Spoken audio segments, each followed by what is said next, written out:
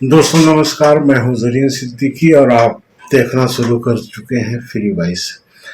आज हम बात करेंगे शराब की। जी हाँ, शराब की।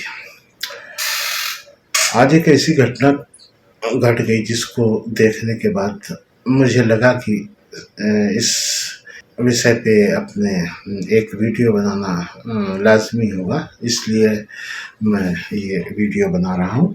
कोरबा ज़िले की तहसील में की बात है। पति पत्नी, नाम लेना ज़रूरी नहीं है क्योंकि नाम कुछ भी हो सकता है, घटना सच्ची है। पति पत्नी दोनों ने रात में जम के शराब पी। नशे पे किसी बात पे नोक-झोंक हो गई। पति देव को गुस्सा आ गया और पति देव ने चाकू निकाल के अपनी पत्नी की गर्दन काट दी। ये दे लेवा खींचा। मैं यादव कालीराम यादव राम प्रसाद के यादव खड़ा करा सब लोग गिनो है काट रहे हैं सब लोग कल स्टैंड पोस्ट हैं। का चीज पे काटे हैं लोग? हैं का चीज पे काटे हैं? आगे नानी बात यहीं पे नहीं रुकी, इसके आगे भी बात गई। उसके बाद जिस हथियार से, छुरे से अपनी पत्नी की गर्दन को काटी थी, उसको एक प्लास्टिक के बैग में भर के, जिसमें अमूमन हम लोग अपना कुछ सामान रखा करते हैं, चावल की बोरी कह सकते हैं, उसमें कुछ देर पहले तक जो उसकी पत्नी थी, जीवित थी, उसको उसके सिर को उठाया,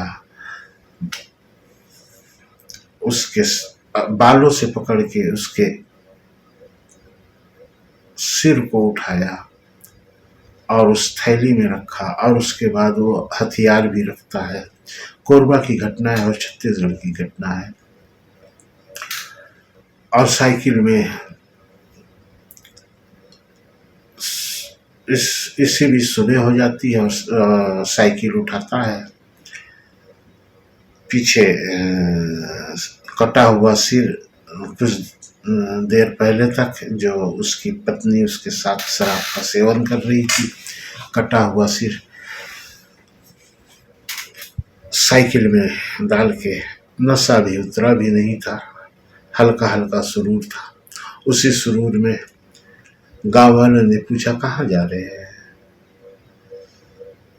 तो वीडियो में आपको दिखाऊंगा, लेकिन उसके कुछ हिस्से ब्लर कर दूंगा क्योंकि वो आपके लिए देखना विचलित कर सकता है, मन मस्तिष्क को विचलित कर सकता है, बच्चे को भी विचलित कर सकता है। एक स्वस्थ मनुष्य जिसके अंदर संवेदनाएं जिंदा है, इंसानियत जिंदा है, उसको विचलित कर सकता है।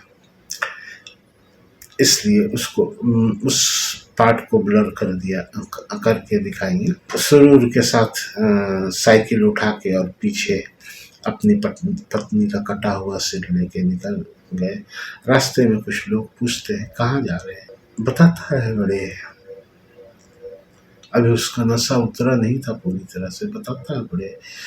रात में अगर छत्तीसगढ़ी में बोला जाए तो मोर डौकी चरित्र ठीक नहीं रहीस और बात करत रहीस। मतलब हिंदी में इसका मतलब है कि चरित्र का संदेह हुआ, जिसको लेकर उसने हत्या कर दी। शराब का सेवन और क्षणिक आवेश के परिणति के स्वरूप ये घटना हुई है। इसलिए मैंने उसका सिर काट दिया है, सिर काट दिया है। उसकी पत्नी किसी की बच्ची थी, किसी की बेटी थी। मुझे नहीं मालूम है कि उसके बच्चे थे या नहीं थे, अगर थे तो उनकी माँ थी। उसका सिर काट के विविध अंदाज में साइकिल के पीछे रख के जैसे किसी सामान के मानिंद उसे टांग के घूम रहा था। तो हैरानी की बात है दोस्तों। और दूसरी हैरानी की बात है कि छत्तीसगढ़ में पुरुषों के साथ महिलाएं भी तकरीबन, अगर सरकारी आंकड़ों की माने तो 33% महिलाएं भी शराब का सेवन करती है। ये सिर्फ शराब की बात कर रहा हूँ, आम है छत्तीसगढ़ में तो आम है। आदिवासी लोग को सरकार किसी बहाने की छूट देते हुए या आप जहाँ कहीं भी शराब की दुकान देख लीजिए, वहाँ पे भीड़ लगी रहती है। क्या हुआ, कितनी बड़ी घटना हो गई। आज घटना है, आज रिपोर्ट हुई है। आज बंगाल में वोटिंग थी, उसके बीच में एक छोटी सी हेडलाइन बनेगी और मामला खत्म। लेकिन सवाल एक जिंदगी का है, एक माँ का है, एक पत्नी का है, एक बच्ची का है, एक बच्ची की माँ का है। मैं सब कुछ कहने में अपने आप को असमर्थ पा रहा हूँ, विचलित हूँ, क्योंकि उस दृश्य को देखने के बाद सभी मनुष्य विचलित हो सकते हैं, ऐसा मेरा मानना है। आंकड़े काफी चौंकाने वाले हैं। छत्तीसगढ़ की अगर बात करें तो आए दिन कभी बिलासपुर से गांजा बरामद होता है, कभी रायपुर से गांजा बरामद होता है, कभी जांजगीर से बरामद होता है, कभी रायगढ़ से बरामद होता है, कभी अगर आपने अखबार उठाया है तो उसमें गांजा और शराब की तस्करी की न्यूज़ ना हो, ऐसा हो ही नहीं सकता है। मामला यहीं पर नहीं रुकता है दोस्तों। इसके अलावा भी मजदूर और निम्न वर्ग के लोग शराब का सेवन कर रहे हैं, तो हाई क्लास के सोसाइटी के अगर बात करें तो छत्तीसगढ़ की वीआईपी रोड में पुलिस लगातार रात में चेकिंग करती है और उसमें पुरुषों के साथ महिलाएं भी शराब के नशा के साथ साथ अत्यंत घातक हीरोइन, चिट्टा जैसे नशों में बड़ी तेजी से शामिल होती जा रही है। एक रेव पार्टी का कल्चर, शराब, इतना याद रखिए कि नशा कहीं भी आपको ले नहीं जा सकता है। हाँ, ले जरूर जा सकता है, आपके घर वालों को परेशानी की ओर आपको। नशा कुछ इस तरह का कीजिए ना जो जिंदगी भर ना उतरे। अपने काम का नशा कीजिए, अपने लक्ष्य का नशा कीजिए। रात में पिएंगे, सुबह उतर जाएंगे, उसके बाद फिर रात में पिएंगे, फिर सवेरे उतर जाएगा। सिंपल सी बात है। तो मुद्दे पे आते हैं कि आज भयावह हत्याकांड से रूहें नहीं दहलती है, जैसे एक हत्या ने दिल दहला दिया है। कोरबा का मामला है।